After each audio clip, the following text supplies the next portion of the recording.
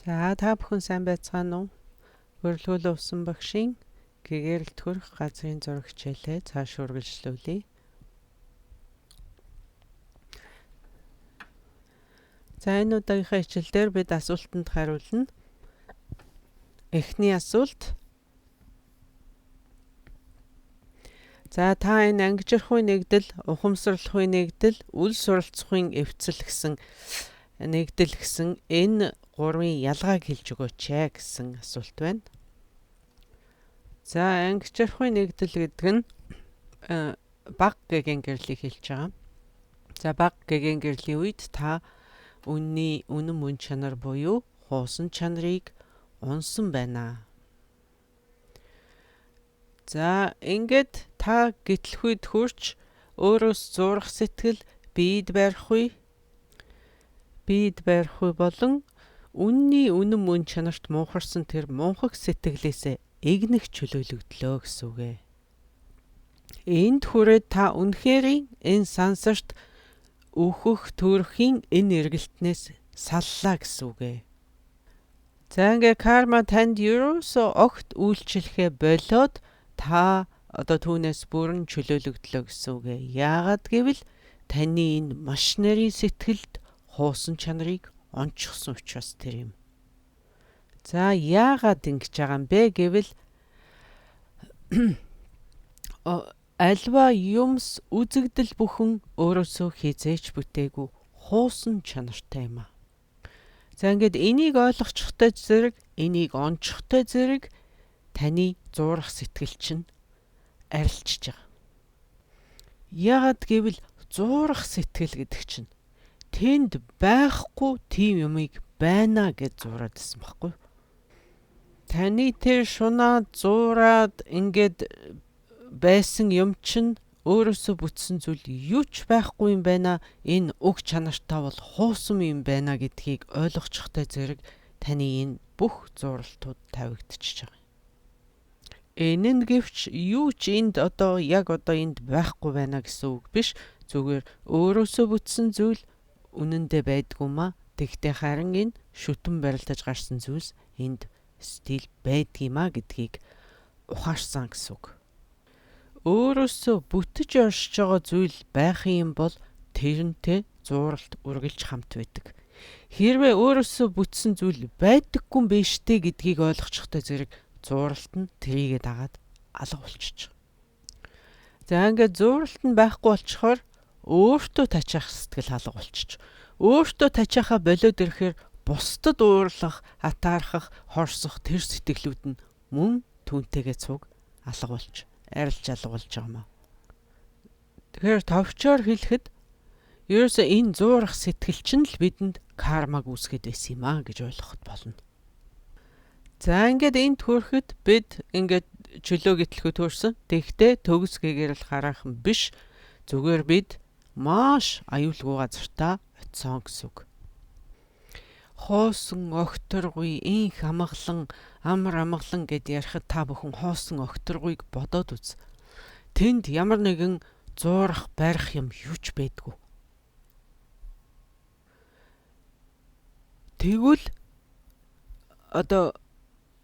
сэтгэл заавал нэг юмноос зуурч байж карма үүсгдэг. Сэтгэлд зурах өчүүхэн ч гэсэн ямар нэг юм байж ижил карма үүснэ. Тийм ямар ч зуралт байхгүй болчхоор карма үүсэх тийм нөхцөл нь байхгүй болчихж байгаа юм аа. Миний сэтгэл, миний шашин, миний би гэсэн ерөөсөө юу л байна? Тийм юм байх юм бол зуралт үргэлж тэнд байдаг. Ингээд та яг энэ баг гэгийн гэрэлд умбаад ингээд байж байхдаа яг гүн нойрны үеинд байж байгаатай адилхан. Тэгэд энэ бясалган төвлөрөхүй ууссан бясалгалдаа уусж байгаа энэ байдал чинь үл ялэг гүйхэн болоод ирэхийн үед танд элбийн бие гараад ирнэ. Яг таны гүнзгий нойр чинь жоохон сэрж ирээд тэр завсарт бид зүүд үздэг ш тэрнтэй л адилхан. Тэгэхээр ангижрахуй нэгдэл гэж юу хэлээд байгаа юм бэ гэвэл бид энэ өөрөөс зурах сэтгэлээс ангижирч байгааг хэлж байгаа маа. Ингээд ангижирч байгаа хэдий боловч танд төгс бие байна, танд төгс сэтгэл байна. Тэгвэл энэ хоёр чинь нэгэн зэрэг биш вэ штэ. Энэ хоёр чинь цугтаа биш вэ штэ. За ингээд танд төгс сэтгэлийг эхлээд олсон. Энэ бол баг гэгээн гэрэл. Тэгээд дараа нь та одоо ариун биеийг олсон. Элбийн бие. Гэхдээ энэ элбийн биеэ ингээд гаргаад ирэхээр таны тэр гэгээн гэрлийн сэтгэл чинь алга арилчаад байгаа. Гэгээн гэрлийнхаа сэтгэл думбахаар энэ элбийн бие гарч ирэхгүй болчиход байгаа. Бясалгалын үеэрч бясалгалын дараач адилхан. Тэгэхдээ энэ хоёр заримдаа бас хамт байдаггүй, хамт үзэгддэггүй гэж хэлж байгаа юм биш. Тэгэхдээ 100% хамтдаа байхгүй шүү дээ. За ингээд та одоо бясалгалаасаа гараад иглийн амьдралдаа орлоо, дараа нь дахиад бясалгалдаа орлоо. Ингээд дахин давтагдлаа. Хэдэн удаа энэ нэг давтахыг хэлж мэдэхгүй. Тэгтээ ингээд тасралтгүй одоо тогтмол бясалгаад байх юм бол нэг өдөр та гэгээн гэрлийн сэтгэлд өмбөн байгаа хэрнээ гэгээн гэрлийн сэтгэлээ алдахгүйгээр элбийн биеийг үзэх болно. За ингээд та энэ хоёрыг хамтд нь үзэхээр болж байгаа. Гэхдээ эн чинь зөвхөн бясалгалын үеэр. Зөвхөн бясалгалын үеэр л энэ болох нь шүү дээ. Бясалгалаас гарчхаар эн чинь арилжна. За энийг юу гэж нэрлээд байна вэ гэвэл ухамсарлахын нэгдэл гэж нэрлээд байгаа. За тэгэхээр бидэнд ер нь хоёр төрлийн төөрөгдөл байгаа гэж ойлгоход болно. Энэ бол бид мэддэг юмнаас болсон төөрөгдөл, бид харж байгаа юмнаас болсон төөрөгдөл гэж үзэж болно. За мэддэг юмнаас гэхээр л бидний мэдлэг. Одоо энэ миний ээж, энэ тэр, энэ зөв, энэ буруу гэсэн энэ бүхэн чинь мэдлэг юм. Тэр энээс болж бид одоо төөрөгдөж байгаа. Энээс болоод бидэнд зууралт байдаг. Зууралт байгаагаас бидэнд карма байдаг. Тэгэхээр зууралт байгаа учраас биднээс энэ зууралтныхаа 100% зууралтныхаа нөлөөнд ор аливаа үйлийг хийгээд байгаа. Энэ зууралтнаас шалтгаалж бид юу хийхээ, бидний үйлдэл сайн үйлдэл байх уу, муу үйлдэл байх уу гэдгийг шийдэгдээд байгаа байхгүй юу. Тэгээд энэс чинь карма үүсэж байгаа. Энд ерөөсөө зөв мэдлэг байна уу, буруу мэдлэг байна уу ялгаа байхгүй. Энэ мэдлэгээс л бид чөлөөлөгдөх ёстой байхгүй юу. Бид энэний нөлөөнөөс л гарах ёстой. Тэгжиж бид карманаас сална. Тэгэхээр энэ бидний мэдлэг гэдэг мэдж байгаа зүйл маань зөвхөн энэ төрөлтөө сурсан мэдсэн тийм зүйл биш юм. Бид өмнөх төрлөөсөө ч гэсэн аваад ирчихсэн тийм одоо сураагүй мэдлэг гэж байгаа. Тэдгээр мөн энэ мэдлэгт багтана. Тэгэхээр бид програмчлагдсан ирдэг гэсэн үг. Тэгээд бид одоо өөрсдийнхөө энэ програмаасаа болоод бид өөрсдөө зовлон эдэлж ийдгаа гэж хэлж болно. Тэгэхээр энэ ангижирхуй нэгдэл гэдэг маань бидний хамгийн анх урсан тэр ангижирхуй нэгдэл маань одоо биднийг энэ мэдлэгээс чөлөөлж өгнө гэсэн үг. Энэ мэдлэгээс түүгээр бид чөлөөлөгдөж байгаамаа. Тэгэхээр юу хэлэх үү? Юу хийх үү? Юу бодох вэ гэдэгтэй хүртэл бид маш анхааралтай, маш болгоомжтой байх хэрэгтэй. Яагаад гэвэл эн чинь карма үүсгэж байхгүй. Карма үүсгэж шүү дээ. Тийм учраас. Яагаад гэвэл та карманаас салааг байгаа учраас маш болгоомжтой байх хэрэгтэй. Карма таны нэг хэсэг чинь болцсон. Таны биений нэг хэсэг. Карма таны саншгүй нэг хэсэг болчихсон байгаа байхгүй юу? Та үнэндээ энэ бол миний дадал зуршил, энэ бол би хахаха ингэ салгаж бодож чадахгүй байгаа үстэй. Энэ чинь нэг хэсэг таны бүр өөрийн чинь зүйл шиг болчихсон тийм зүйл байхгүй юу? Энэ мэдлэгээс салахгүй юм бол бид карманаас салахгүй. Энэ мэдлэг чинь бидний одоо чөлөө гэтлэх үед хүрэхийн саад бэрхшээл нь байхгүй юу? Бидэнд саад болж идэг тэр хоёр түүтгэрийн нэг нь энэ шүү дээ. Тэгэхээр мэдлэг бол мэдлэг. Энэ сайн мэдлэг байна уу, муу мэдлэг байна уу? Энэ зөв мэдлэг байна уу, буруу мэдлэг байна уу? Ялгаа байхгүй гэсэн үг. Тэгээ мэдлэг гэдэг бидний энэ мэдлэг гэдэг бол ерөөсөө салгадаг мэдлэг гэж ойлгох хэрэгтэй. Юмыг салгадаг, ялгадаг, ангилдаг. Тийм учраас нэгэнд нь таатайгаар нэгэнд нь таагүйгээр хандах тэр нөхцөл чинь эндээс гарч ирээд идэг юм аа. За тэгэхээр энэ ангижрахуйн нэгдэл гэдгээр биднээс энэ мэдлэгийнхаа төвөрөгдлөөс ангижирч байгаа. Тэгвэл ухамсарлахуйн нэгдэл гэдгээр бид одоо тэр харж байгаа юмныхоо нөлөөнөөс ангижирч байгаа. Харахуйн төвөрөгдлөөс ангижирч байгаа. Энэ харах гэдгийг бидний энэ нүдээр харахыг хэлээгүй шүү. Энэ яг нүдний энэ мэдрэхүүгээр харахыг хэлээгүй. Бидний энэ мэдрээд байгаа зүйлийг хэлж байгаа. За энэ дээр ингээд жишээ авахад жишээлэх юм бол би одоо ингээд Венагийн гудамжаар ингээд явж исэн чинь явж байгаад жишээлэх юм бол нэг хүн нөгөө хүнийгээ алж байгааг харчлаа гэж үү. Би одоо яг гэрч болчлаа штэ. Тэгээд нэг хүн чулуу аваад нөгөө хүний толгойг бит сохоод тэрний тарих нь яг л одоо тараг шиг ингэж ярьсан дуушлаарэ. Тэгтээ одоо ийм хэргийн гэрч болчлаа гэж бодъё. За энийг одоо би ингээ харлаа штэ. Харсан даруй яг тэр харж байгаа үйлдэл бол надад сэтгэлийн хөдөлгөөнд төрүүлэхгүй. Зүгээр хараал болоо. Бидний энэ харах мэдрэхүй бол зүгээр харах л үүрэгтэй байхгүй. Тэнд ингээд ямар нэгэн дүгнэлт хийхтэй энэ зөв штэ, энэ буруу штэ ингэж бодох тийм чадвар байхгүй. Энэ зүгээр харах хэрэгтэн харах л чадвартай гэсэн үг. Тэгээ зүгээр ингээ харахын төдийд надад ямар сэтгэлийн хөдөлгөөнд төрөхгүй нэ штэ. Төрөхгүй тэр чинь өөр эргэтэн тэрийг төрүүлдэг гэж байгаа байхгүй.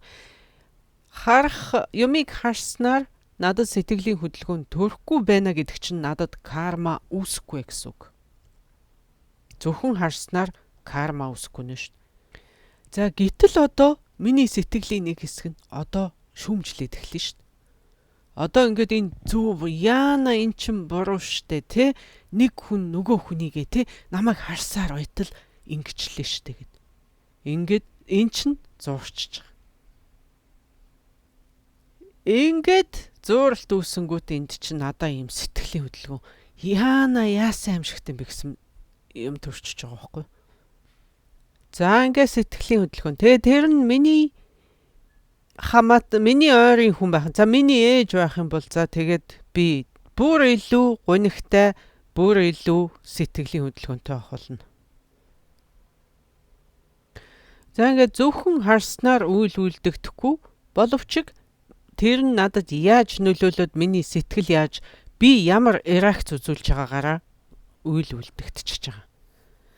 Тэгэд энэ яг энд бол одоо ингээд бараг хоёр төөрөгдөл тэр чигээрээ явагдаж байгааз хоёулаа төөрөгдөл би харж байгаа. Нэгд би харж байгаа. Хоёрт би мэдчихэж байгаа. Энийг ингэсэн шүүгээ мэдчихэж байгаа. Тэгээд мэдээ зогсохгүй энэ зөв шүү, энэ буруу шүү, энэ ёстой буруу шүү, энд ёстой муухай юм болчлоо шүү. Ингээд би зуураад эхэлчихэж байгаа. За ингээд би тэр хүнийг одоо хамгаалах гээд өмнө нь үсэрч гараад өөрийгөө золиосонд гаргах уу, эсвэл би харсан даруй зүгтаах уу, ямар ч байсан ялгаагүй би хариу үйлдэл үзүүлж байгаа бол тэр чинь карма болчдөг байхгүй. Надад ингээд сэтгэлийн хөдөлгөөн тодорхой хэмжээний сэтгэлийн хөдөлгөөн үүсгэж байгаа үстэй тэр чинь. За эсвэл одоо кино үзлээ гэж одоо энэ байлдаантай кино ч юм уу те акшн муви одоо тийм зодоонтой ч юм уу тийм кино үзлээ гэж бодъё. Би одоо жоохондоо бол би Rainbow гэдэг киног үзэх би их дуртай байсан. Ягаад чи би одоо энэ Airbnb-ийг аваад төрсөн болохоор тэгээд магадгүй миний энэ биений зохион байгуулалт нь тэр юм байлгүй дээ. Тийм зодоонтой кино жоохон бахта их дуртай үздэг байлаа. За ингээд тэр кинон дээр би одоо нэг нөгөөтгийнхөө зодж байгааг харлаа шүү дээ. Тэрийг харлаа гэд надад яг тэр бодтоор харж байгаа шигээр тэгж нөлөөлөхгүй. Надад тийм сэтгэлийн хөдөлгөөн үүсэхгүй. Яг гэвэл би энийг кино шүү. Энэ нэг хүн нөгөөдгийгөө энэ зодж байгаа болж тоглож байгаа шүү гэд мэдж байгаа учраас. Тэгээ харааны эрхтний хувьд адилхан л харж байгаа гэсэн үг. Тэгэхээр надад тэрийг шүүмжлэх, тэрэнд дургуутсах тийм сэтгэл бага байх нь шүү дээ. За ингээд энэ магадгүй эрэгтэй хүмүүс, эмэгтэй хүмүүс арай жоох өөр байдаг ч гэж магадгүй. Эрэгтэй хүмүүс жишээлбэл харах нь гол, тэгээд мэдрэх нь бол бага нөлөөтэй ч юм уу те. Эмэгтэй хүний хувьд бол мэдрэх нь илүү чухал. Харах тийм онцгийн нөлөөтэй биш ч юм уу те. Тийм байдаг байж болох юм аа. Эрэгтэй эмэгтэй хүмүүс бага зэргийн ялгаатай хандаж магадгүй их бага хэмжээгээр тэгтэл үйлийг үлдэж байгаа гэдгээр адилхан. Тэгэхээр ухамсарлахгүй нэгдэл гэдгээр бид энэ харж байгаа зүйлийнхаа нөлөөнөөс ангиж ирж байгаа. Энийний эсрэг энэ харахын төөрөгдөл те, харахын төөрөгдлийн эсрэг ерөндөг бол тэр ухамсарлахгүй нэгдэл гэдэг юм аа. Мэдхийн төөрөгдөл, харахын төөрөгдөл гэж хоёр төөрөгдөл байна шүү дээ. Энэ хоёроос энэ эхний хоёр нэгдлэр нь бид салах ёстой. Салдаг байна. За тэгвэл үйлс суралцахын нэгдэл гэж юу хэлж байгаа юм бэ? Үйлс суралцахын эвцэл гэж юу гэж байгаа юм бэ гэвэл таны энэ гэгэн гэрлийн сэтгэл, таны элбийн бие хоёр энэ хязгааргүй амгалантай, хязгааргүй уудам. Энэ гэгэн гэрлийн сэтгэлд хэмжээ гэж байдаг бол огторгүй хэмжээтэй. Огторгүй хэмжээтэй. Энэ авгаа сэтгэл, тэр авгаа элбийн ариун бие. Энэ хоёр нэгэн зэрэгтэй оршоо зогсохгүй. Таны бясалгалын үеэр нэгэн зэрэг үзэгдээ зогсохгүй. Бясалгалын дараа ч гэсэн мөн ялгаагүй хамтдаа оршин байж чадахыг бид үйлс суралцахын эвцэл гэж нэрлэж байгаамаа. Тэр бясалгалын үеэр болон бясалгалын дараа ч гэсэн хамтдаа байна гэдэг чинь хизээч салахгүй л гэсэн. Хизээч салахааргүй тэр болохыг нь бид үйлс суралцахын эвцэлд хүрлээ гэж хэлдэг байх юм. Дэд зэргийн амгалантай, тогтвортой байхын хажуугаар дэд зэргийн максимум итвэхтэй хөдөлгөөнтэй. Ийм байдал. Хамтдаа үргэлж хамтдаа салшгүй оршин. Тэгээ тэр хоёр хамтдаа оршоо зогсохгүй нэгэн зүйл болж нэгдэнэ гэдэг шүү дээ. Эн чинь хоёр зүйл хамтдаа оршиж байгаа төдий биш, тэр хоёр чинь нэгдээд салшгүй ийм нэгэн зүйл болж хуурах юм аа. Энэ хоёр бол хоёулаа ямар ч нөхцөл болзолгүй амгалантай сэтгэл, ямар ч нөхцөл болзолгүй дэд зэргийн итвэхтэй энергийн бий. Энэ хоёрын нэгдэл. Та бүхэн надаас энэ гэгэрсэн таалал гэдэг чинь хэр том юм бэ гэвэл би огторгүй хэр том бэ? Тэр үншгэл томоо гэж хэлнэ. Энэ гэгэрсэн лагшин гэдэг чинь хаана байдгийм бэ гэвэл би огторгүй аль хүртэл үргэлжлэн тэр хүртэл оршдог юм а гэж хэлнэ. Гэгэрлийн 7 шинж гэж байгаа. Энэний дараа тэрийг ерөөсөн хураагаад ийм хоёрхан юмд хураангуйлж болно. Төгс бие, төгс лагшин. Төгс таалал, төгс лагшин. Энэ хоёрын салшгүй нэгдэл, нэгэн мөн чанартай. За ингээд та бүхнийг багасаа юм ойлгосон байхаа гэж найдаж байна. Тэгвэл та бүхэн энийг цааш нь үргэлжлүүлээд судлаарай. Сайн тунгаан бодоорой. Гэгэрл гэдэг чинь хаа нэгтээ Швейцарландд сайхан байгальд сайхан жаргалтай байхыг хэлдэггүй юм штэ. Гэгэрл гэдэг Тайландд нэл хөх юм далай эрэг дээр жаргаад байж идэгтэй адилхан тийм зүйл биш юм аа. За газрын деважин шиг үнэхээр сайхан үсгэлэнтэй газар байгаа тэнд очиход үнэхээр жаргадаг. Тэгтэл тэр бүхэн чинь нөхцөлдмөл төр зургийн жаргал гэж ойлгох хэрэгтэй. Хэрвээ гэгэрэл гэж тэрийг л хэлдэг байсан бол энэ сайхан газруудыг л хэлдэг байсан бол биднүст гэгэрхийн хэрэг юу байгаа? Билийхэн энэ дэлхий дээр байж хахад далай дээр амрах дуртай бол Таиланд л явчихад болно. Ууланд гарах сонирхолтой бол Швейцар явхад л болж шít. Заавал тэр гэгэрэл гэж зориод яадгийг. Манай энэ дэлхийн ертөнц шиг сайхан газар байхгүй штэ. Үнэхээр боломжийн, үнэхээр үзэсгэлэнтэй, үнэхээр сайхан газрууд бий. Тэглээгээд бид сайхан төгс бие, төгс сэтгэлгүйгээр бид зовсоор л байх болно. Зөвхөн төгс бие, төгс сэтгэл байхгүйгээс болоо зогсохгүй бидний бие сэтгэл хоёрын ямар ч нэгдэл алга биш шүү дээ. Нэгдэл алга. Хоёр салангат зүйл хийгээд хоёр өөр тийшээ зүтгээд салангат байгаад байгаа байхгүй. Тэрнээс болоод л бид чинь зовлонтой байдалтай биш. Миний бие заа гэхэд миний сэтгэл үгүйг нь, миний сэтгэл заа гэхээр миний бие үгүйг нь. Сэтгэл маш их сэргэлэн байдаг, бие нь ядарсан байдаг. Бие нь маш их цовоо цолгон байдаг, сэтгэл нь бүр гутарсан байдаг. Байнга ийм тэнцвэргүй байдалтай байгаад байх чинь ядаргаатай байна өшөө энэ залхуутай биш үү? Өөрөөр хэлбэл сонирхолгүй байна гэсэн үг. За дараагийн асуулт энэ одоо элбийн биеийг одоо ингээд би гүнзгий уусалтаасаа жоохон гараад элбийн биеийг үзье гэдгийгээ би өөрөө шийдэх үү? Энэ эсвэл цаанаасаа болох уу гэсэн ийм асуулт юм шиг байна. За ингээд багшийн хариулт бол энийг бид өөрсдөө шийдэхгүй. Биднээс одоо ингээд гүн ойронд автцсан байж байгаа. За одоо жоохон зүүдлэтгэе гэж бид шийддэггүй. Одоо ингээд зүүдэлж итлэхүү одоо болно. Одоо гүнзгий норс гэж ингэж хинч бидэнд хэлдэггүй. Энэ бол аяараа явагддаг тэрнтэй адилхан. За дараагийн асуулт нь сонсогдсонгүй. Багшийн хариулт бол за буруу ойлгоогүй бол карма гэдэг бидний ухамсарыг хэлж байгаа юм биш ээ. Карма гэдэг ямар ч хэлбэр дүрсгүй. Энэ бол энерги юм аа. Энэ энергийн суурь нь юу юм бэ гэх юм бол бидний ухамсар.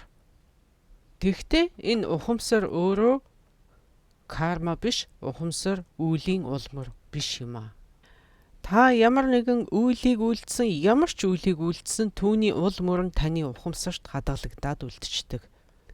Тэгэд энэ улмөрүүд нь бидний сэтгэлд нөлөөгөө үзүүлдэг гэсэн үг. Бидний энэ улмөр, үеийн улмөр нь бидний сэтгэлд нөлөөлж байгаа болохоос биш, энэ улмөрүүд хизээж бидний сэтгэл болж хуурахгүй. Хэрвээ энэ улмөрүүд бидний сэтгэлтэй нэг болчдөг бол энэ улмөрүүд энэ үеийн карманы улмөрүүд бидний нэгэн хэсэг байдаг бол бид хизээж гítэлж гэгэрч чадахгүй байх байсан. Гэтэл аз болоход энэ үеийн улмөр гэдэг бол ерөөсөө өвчин юм. Өвчний нян гэсэн үг. Тэгэхээр бага гэгэн гэрэлт хүрэх үед л бид энэ улмөрүүдээс бүрэн салдаг. Бүрэн чөлөөтэй. Энийг л биднээс гítэллээ гэж яриад байгаа шүү дээ. За энийг жишээгээр авч үзэх юм бол одоо CD тоглуулагч биш үү? CD тоглуулагч. Тэр CD тоглуулагч чинь бидний ухамсар байхгүй юу? Тэр CD нь болохоор үеийн улмөрүүд. Тэгэхээр урд одоо ямар болсон мэдэхгүй. Урд бол одоо энэ CD-г биднээс дээрх дууг нь арчаад өөр дуу бичиж болдог байсан. Та бүхэн санаж байгаа бол. Тэр чинь одоо ингээ rock and roll music, rock and roll хөгжимтэй тийм CD байлаа гэхэд тэрийг дараа дээрээс нь сонгодог хөгжим бичиж болдог байсан шүү дээ. Тэрнтэй л адилхан. Биднээс үүлийнхаа муу үеийн өрөөдийг тэгээд арилгаж болно. Өөрчилж болно гэсэн үг. За дараагийн асуулт энэ энэ дадлагыг төмөөгийн дадлагтай хэрхэн холбох вэ гэсэн асуулт байна. За төмөөгийн дадлага тэртээ тэргүй энэ дадлага дотор багтаж байгаа. Та бүхэн санаж байгаа бол энэ хийнүүд гол судлан цугдлаад гол судлаар урсаж эхлэх үед бид угаасаа төмөөгийн галыг, төмөөгийн элчийг бид мэдрэх болно. Хий гол судлаар гүйж эхлэхэд төмөөгийн гал автоматар гарч ирнэ гэсэн үг. Уг нь бол төмөөгийн дадлагыг хийхэд бид одоо хүн хүртэндээ гал дүрсэлдэг. Тэгвэл энд бидэнд дүрслэх шаардлага байхгүй. Төмөөгийн гал одоо ая зүнгөөрөө аснаа гэсэн үг. За төмөөгийн гал одоо дүрслэхийн тулд бидний гол судлын голд ийм наран ийм бүрэнхий наран дэвсгэр байгаа. За гол судал чинь ийм нэг хуруу хэртэй өргөнтэй тийм зүйл байлаа гэхэд тэрий чинь голд нь ийм саран дэвсгэр нарны хот мандал ингээд тэр гол судлыг чи яг бөглөөд ингээд байрлалцсан байгаа байхгүй юу. Тэгээд тэр нарны хот мандал дээр хөх тусал байгаагаар бид дүрсэлнэ.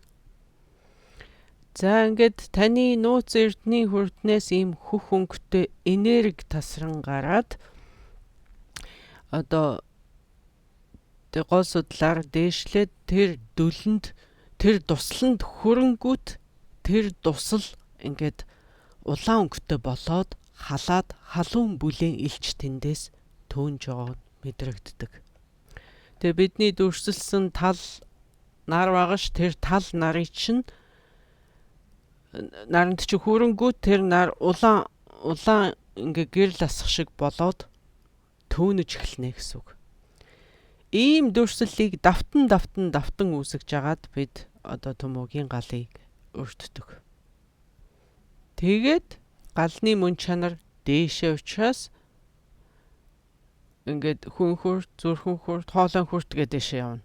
Яг адилхан. Тэгэхээр энэ талаараа бол одоо төмөөгийн дадлагтай адилхан гэсэн үг. Тэгэхээр энд ингээд төмөөгийн дадлагыг яаж хийж сурсан тэргээр хийхэд болно гэсэн үг. Их дандрын дадлагаас жоохныг зээлж хийж байгаатай адилхан гэж би хэлжсэн баха. Тэр л юм уу. За энэ дараагийн асуулт.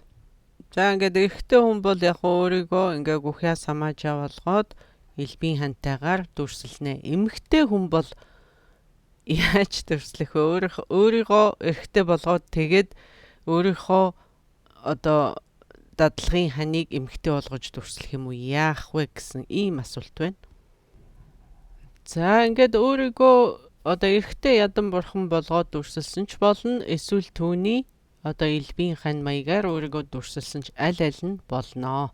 Миний хувьд би өөрийгөө одоо эмэгтэй ядан болгож дүрслэлээгээд надад тэнд ямар ч асуудал гарч байгаагүй. Тийм болохоор аль нь танд эвтэйхэн байна. Тэр маягаараа дүрслэхэд болно. За ингээд би урд нь ч гэсэн хэлчихсэн. Ингээд Гэлэгвагийн урсгалд маш том одоо хуургийн нийгэмлэг шүү дээ. Маш том урсгал. За тэдний гол дадлага нь нар хажууд бурхан байдаг. Тэглээгээд тэдгээр лам хүмүүст одоо нар хажууд бурхныг дүрслэхэд ямар ч асуудал гардаггүй. За энэ ингээд одоо эрэгтэй эмэгтэй гэдэг асуудал бол ерөөсөө энэ барууныхнаас л гарч ирж байгаа гэж би боддог. Намайг ингэж хэлсэнд бити гомдоорой. За гарчдын урсгалд гэхэд Базар Варахи гэдэг бурхныг энэ мөн эмэгтэй дүртэй бурхан. Тэрийг одоо гол дадлага болгодог. Тэгсэн ч гэсэн тэдэнд ямар ч асуудал гардаггүй. Би эрэгтэй хүн штэ, би эрэгтэй бурхныг дүрслэмээр байна гэж тийм асуудал хязгаарч гарахгүй.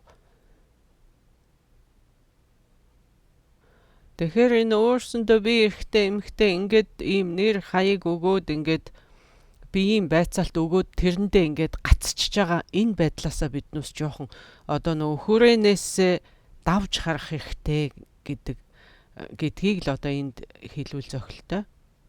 Би эмэгтэй эмэгтэй бурхныг л бясалгана. Би эрэгтэй эмэгтэй бурхныг л бясалгана. Ийм юм төвдийн буддизмын түүхэнд байхгүй. Түүхэнд сонсогдоогүй асуудал. За тэгээд харин бүр тэгсэн ч гэсэн болохгүй, бүр дадлагч болж өгөхгүй байвал одоо өөрийгөө ёстой тэр элбийн ханыхаа оронд өөрийгөө тавиад тэгээд бясалгасан ч бас мөн болноо. Яг голлох ядманд биш, түүний элбийн бэлгүүний ханд өөрийгөө дүрсэлж мөн болноо. Аль дүрд нь тоглох вэ гэдэг тийм их онцгийн чухал ач холбогдолгүй гэдэг шүү дээ.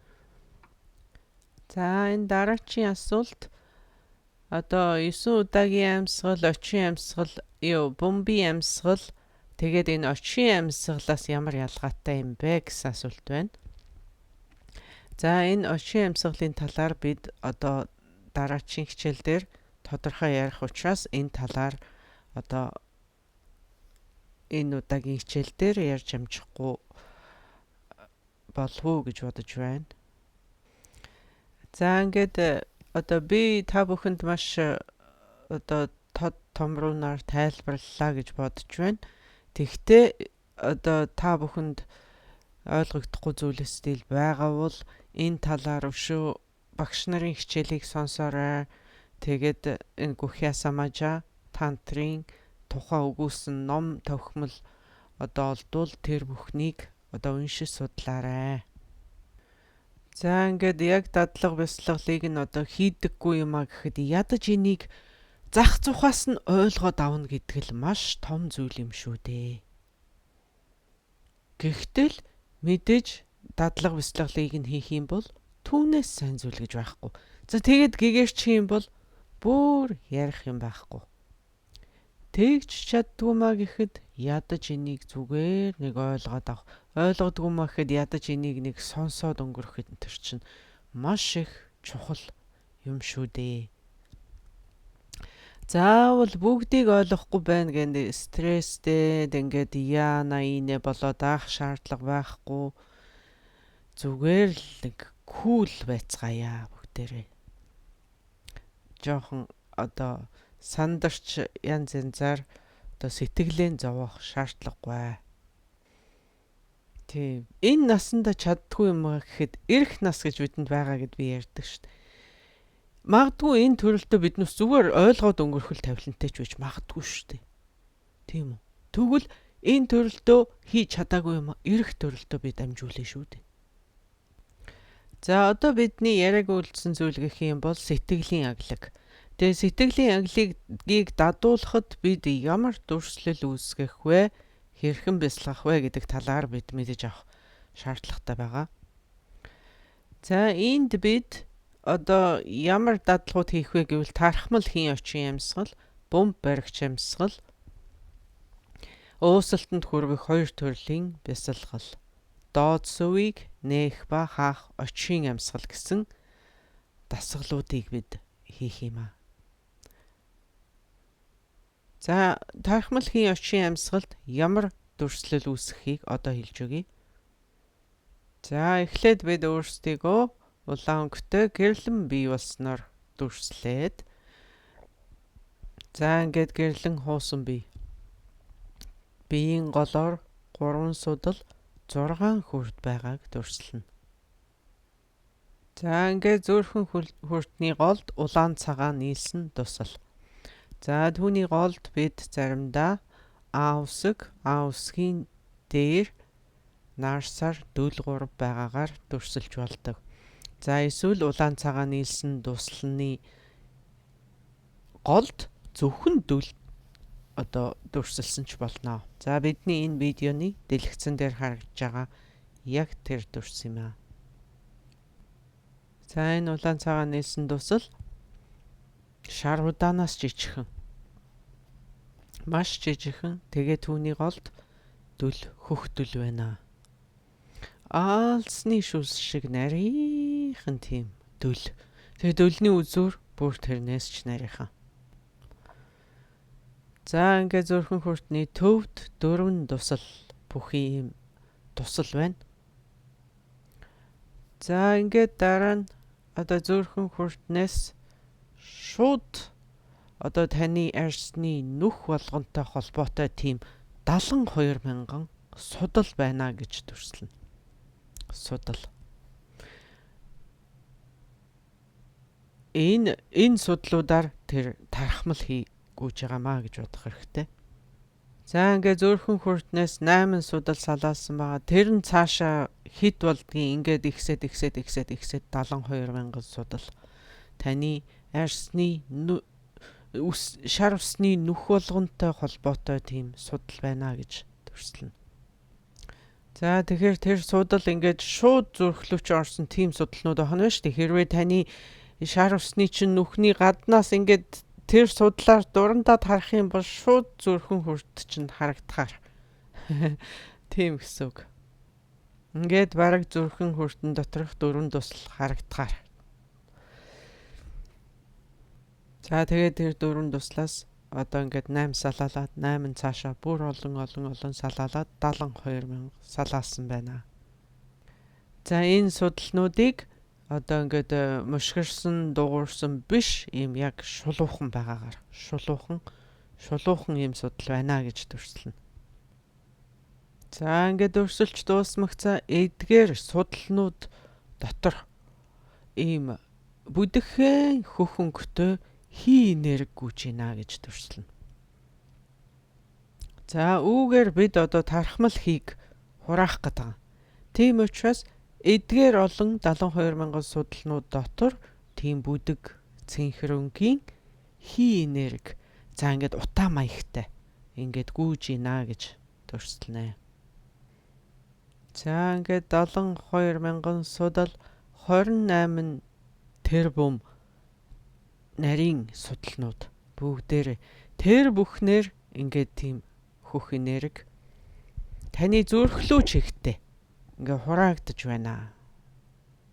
Тэдгээр судалнуудаар ерөөсөө шууд ингэж гүгээд таны зүрхэн хүртэндх дөрвөн тусланд очиж тэндээ уусаж байна гэж төрслөнө. За ингээд тархмал одоо зүрхэн хүртэнд хураагдаж ингэж уусаж байна гэж төрслөнө. Энийг дадуулж байх үед та маш өндөр зэрэгт гарцсан байгаа гэдгээ мартаж болохгүй. Та бол өстэй үнэхэрийн өндөр зэргийн бүтээлч болчихсон хойно энийг хийж байгаа шүү дээ. Тийм учраас их амархан сонсогдож байгаа юм, тийм. Яг одоо та биднээс ингэж яриад ингэж дүрслээд энийг ингээд одоо ингээ хураагдж байна гэд дүрслэхэд үнэндээ бидэнд юу ч болохгүй. Тэгвэл яг та энэ төвшөнд хүрсэн дадуулж байгаа үед бол юу болно гэж бодож байна.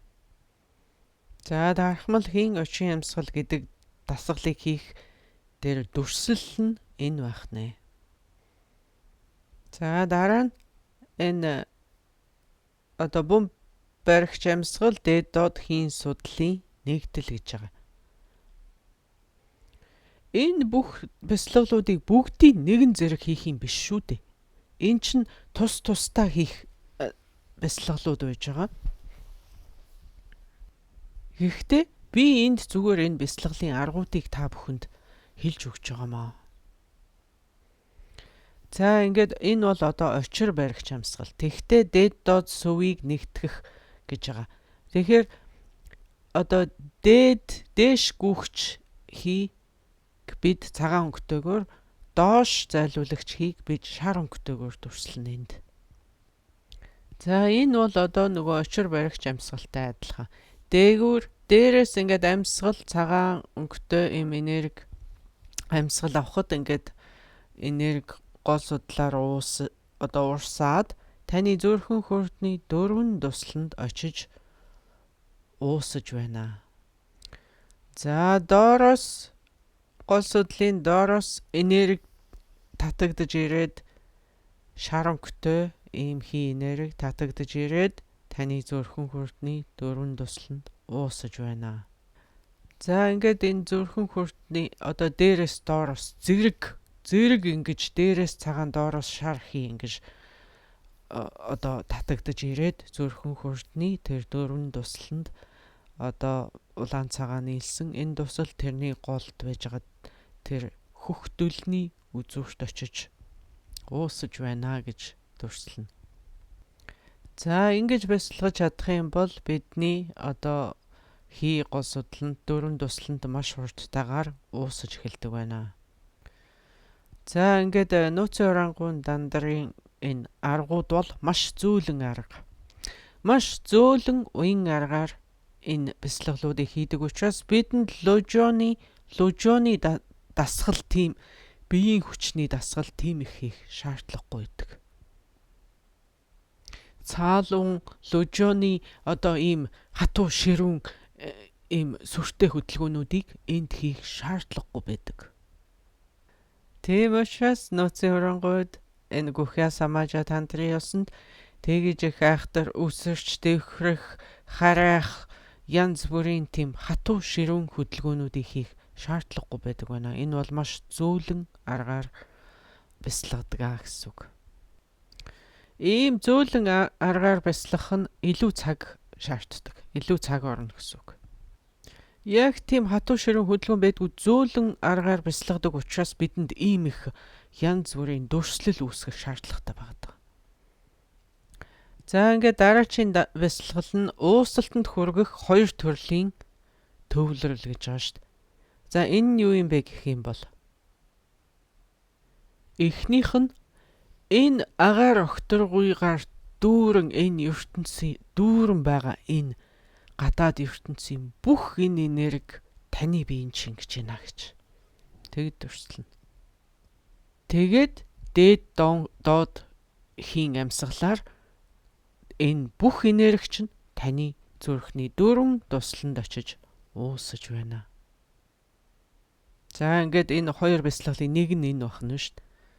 Уусалтанд хүргэх хоёр төрлийн төвлөрөл гэсэн эхнийх нь энэ бахна шүү дээ. Энэ хорвоо ертөнцийг дүүргэн байгаа энэ бүх энерги чинь миний биеинд ороод энэ дээд доод сүвийг холбосон энэ гол судлаар хоёр цагаан шар хоёр хийтэй нэгдээд зүрхэн хүртэн дэх дөрвөн тусланд очиж уусаж байна.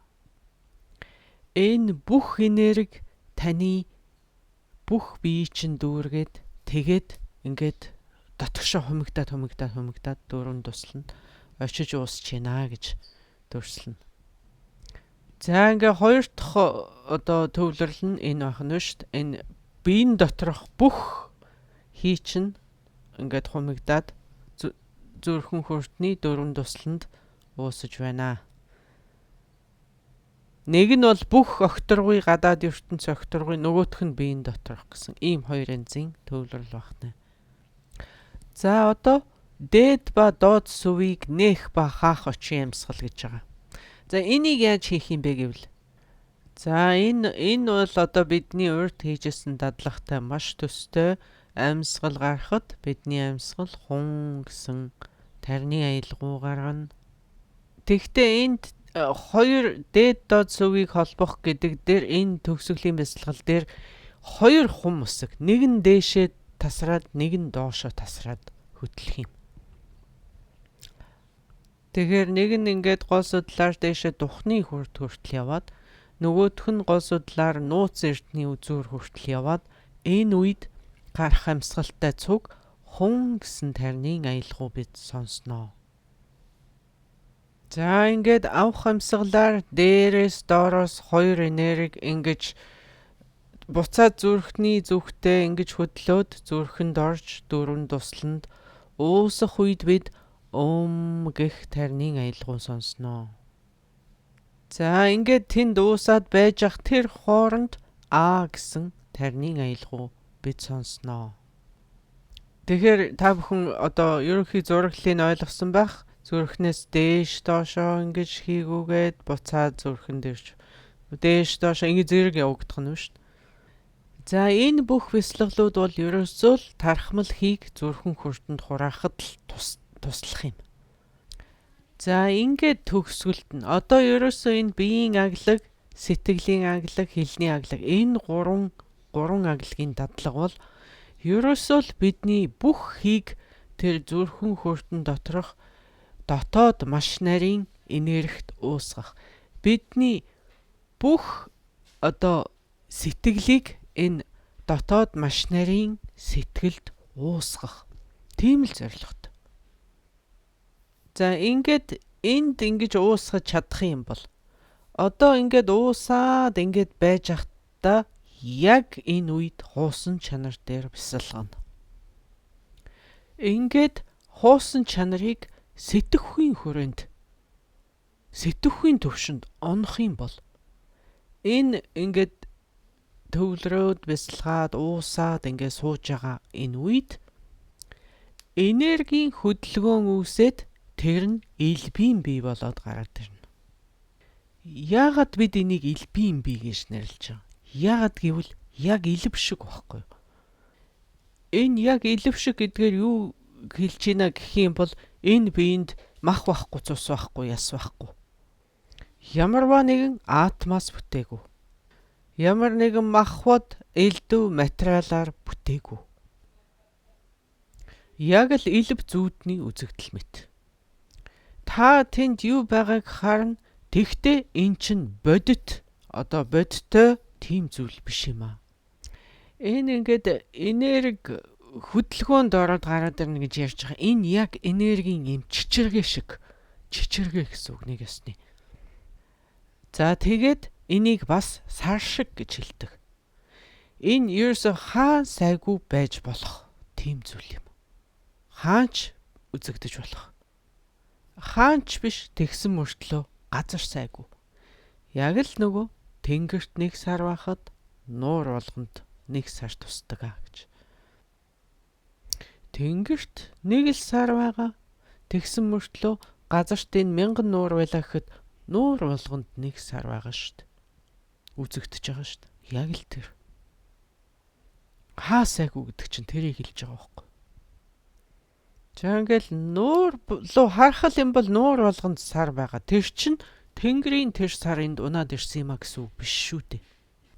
Тэгээд ингээд энэ нууранд энэ сар ингээд унчхаар тэнгэрт сар алга болчихж байгаа биш үсттэй. Тэнгэрт сар гарахгүй бол энэ усан дотор ч гэсэн сар байхгүй. Хаач ч хаашаа ч яваагүй байхгүй. Үнэн дээр хаашаа ч яваагүй тэр. Нуурын дотор харагдж байгаа сарыг хараад та энэ хаанаас гарч ирсэн сар вэ? Баруунаас гарав уу, зүүнээс гарав уу, хаанаас гараад ирч үү гэж асуудаггүй үстэй. Яагаад гэвэл тэр хаанаас ч ирээгүй гэдгийг та мэдчихэж шít. Тэр зүгээр л тэнд гараад ирсэн. Тэгэл болоо. Тэгээ элбийн бие яг энэ шиг л байх. Хаа сайгүй тэгсэн мөртлөө хаач байхгүй гэж энийг хэлж байгаа юм. За тэгээ зогсохгүй. Энэ элбийн биеийг та өвтгөж чадахгүй. Тасдаж чадахгүй, огтолж чадахгүй, хэргэж чадахгүй, шатааж чадахгүй. Хөлдөөж чадахгүй, газарт буулж чадахгүй. Халууцахчгүй, даарахчгүй, яахчгүй, ерөөсөө яахчгүй. Яач чадахгүй та тэрийг. Ийм л гайхамшигтай, ийм л юр бусын гэж хэлж болно шүү дээ. Элбийн бие гэж энийг л хэлж. Элбийн бие мөн энэ биенээс гарч ирнэ, энэ бие рүү буцаад шингэнэ. За тэгээ зогсохгүй элбийн бие энэ биенд биш өөр биеийн дотор орцсон ч болно. Өөр биеинд орж болно, эсвэл модонд, эсвэл хаданд орсон ч болно. Чадна. За ингээд зарим Dharma Center ийм номын төвүүдэд энэ талаар бичсэн зузаан номнууд бий. За ингээд тэндээс маш их мэдээллийг олж болно. Энэ бол гайхалтай, маш их мэдээллийг олж болно гэдэг сайхан хэрэг. Тэгэхдээ заримдаа бас хэтэрхийч байдаг. Хэтэрхий мэт санагдах нь ч байдаг. Энэ маш сайхан тийм орчуулгууд ч бас бий. За ингээд танд элбийн бие бий болчлоо гэдэг чинь нэг хүн хоёр биетэй болчихж байна гэсэн үг. За тэгээд ингээд нэг хүн хоёр биетэй болцсон байхын хажуугаар энэ биеийн дотор орчиж болно, энэ биенээс гарчиж болно. За тэгэхээр ингээд та энэ тэмдгийн төдийг гэрэл үзээд ариун бус элбийн биеийг анх болно. Тэгээд ингээд цаашаа бясалгаад байх юм бол за ингээд гэгэрлийн 5 зам мөр гэж байдаг, та бүхэн санаж байгаа бах. Чуулганы мөр, найруулгын мөр, үзэхүйн мөр, дадуулгын мөр, үл суралцахын мөр гэж байдаг. За энэ чуулганы мөрд бид буян чуулганыг хураахыг хэлж байгаа. За энэ бол голдуу үүсгэлийн зэргийн дадлагтай одоо хавс дүүцдэг гэсэн үг. Үүсгэлийн зэргийн дадлагуудыг хийж байгаа үед энэ замд явж идэг. За ингээд дараа нь энэ 3 агилгын дадлагт орохоор чинь энэ бол одоо тэр найруулгын мөртөй холбогдож байгаа. Найруулгын мөрд орж ийна гэсэн үг. За ингээд та цаашаага одоо энэ тэмдгийн төдий гэгэнгэрл тэгээд ариун бус элбийн биетэйгээр цаашаага ингээд бяцлаглаа үргэлжлүүлэн дадуулаад байх юм бол. За тэгээд нэг өдөр одоо баг гэгэнгэрлийг олно. Баг гэгэнгэрлийг олохын үед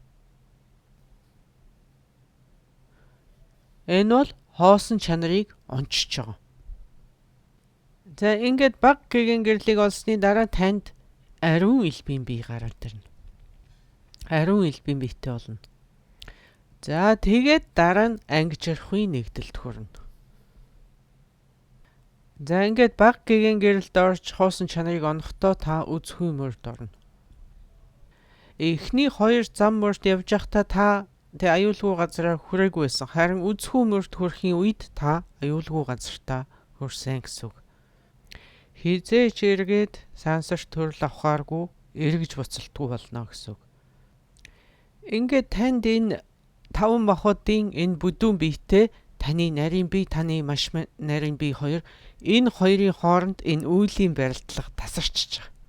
Энэ төрөд. Одоо дахиадүүлээр энэ биетэй барилдахгүй гэсэн үг. Одоо та энэ биендээ буцаад орно. Энэ биендээ буцаад орж болно. Тэгвэл энэ биеийн дотроо ингээд буцаад орлоо ч гэсэн тэр чин та хоёрын хооронд үүлийн барилдлага байна гэсэн үг биш байхгүй юу? Үйлээр энэ биетэй холбогдож байгаа биш ээ. Энэ үүлийн харьцаа бол үнэхээр энэ түрээд тасарна. Цаашид тийм харьцаа байхгүй. Тэгэхээр энэ баг гэгэнгэрлийг үзэх хүртэл танд элбийн бие байгаа юу? Байгаа. Тэгтэл тэр чин барилдлага нь тасраагүй. Ариун бус элбийн бие байсан биз дээ. Одоо энэ түрээд та хоёрт үүлийн барилдлага байхгүй. За ингээд энд хүрэхээс өмнө одоо ариун бус элбийн биетэйгээ байж байхдаа та бас л тэр элбийн биеэр янз бүрийн үйлийг үлдэж, янз бүрийн зүйлсийг ингээд бүтээгээд яваад иж болно. Тэгтэл үүлийн барилдлаганаас салаагүй байсан мөн шүү дээ. Ингээд цаашаа та ингээд бяцлагаад байх тусам нэг өдөр тийм төвшөнд хүрнэ. Таны энэ элбийн бие, таны дотоод нарийн сэтгэл хоёр яг нэгэн зүйл болж хувирна. Баг гэгэнгэрл элбийн бие хоёрыг яг тэнцвэртэйгээр ингээд бяцлагалтаа яг нэгэн зэрэг ингэж үзнэ. Тийм төвшөнд хүрнэ гэсэн үг. За энийг бид одоо юу гэж нэрлэж байгаа вүлээ? Ухамсарлахуйн нэгдэл гэж нэрлэж байгаа. Ингээд энэ ухамсарлахуйн нэгдэлд энд хүрэх юм. За ингээд энэ үед таны энэ элбийн бие, энэ дотоод маш нарийн сэтгэл энэ биетэй стил холбоотой. Энэ биеинд стил хамаарад байж байгаа. Тэгэхдээ энэ бол үүлийн барилдлага биш ээ. Үүлийн холбоо биш. Үйлээр холбогдоогүй, зүгээр л холбоо. Зүгээр л цугтай байж байгаа. Зүгээр л цуг байж байгаа болохоос биш ямар ч тийм барилдлага байхгүй. Тэгэхээр одоо тань сонголт гараад ирнэ. Та энэ биетэйгээ цаашаа үргэлжлүүлсэн ч болно. Эсвэл энэ одоо би болио гэд болсон ч болно. Тань тийм сонголт гараад ирж байгаа юм. За одоо цаашаага ингээд стил дадуулна. Та ингээд цаашаага одоо бяцлаглаа үргэлжлүүлээд ингээд бяцлагаад байх тусам одоо таны энэ элбийн бие, таны энэ гэгэнгэрлийн сэтгэл хоёр хизээш салахааргүй нэгэн зүйл болж хувирна. За ингээд салшгүй болно. Бяцлаглын үеэрч салшгүй, бяцлаглын дараач салшгүй. Хизээч салахааргүй нэгэн зүйл болж хувирна. Энэ хоёр зүйл байж иж сална шүү дээ. Тэгээ хизээс салшгүй гэхэр чинь нэг зүйл болчих. За ингээд энийг юу гэж нэрлэх вэ гэхээр үл суралцахын эвцэл гэж нэрлэдэг баг. Ингээд бид үлс суралцах юм урт хүрч байгаамаа. За энэ хүрээд өнөөдрийнхөө хичээлийг төр завсарлая. Дараагийн хичээл дээр дахин уулзлаа баяртай. Баярлалаа.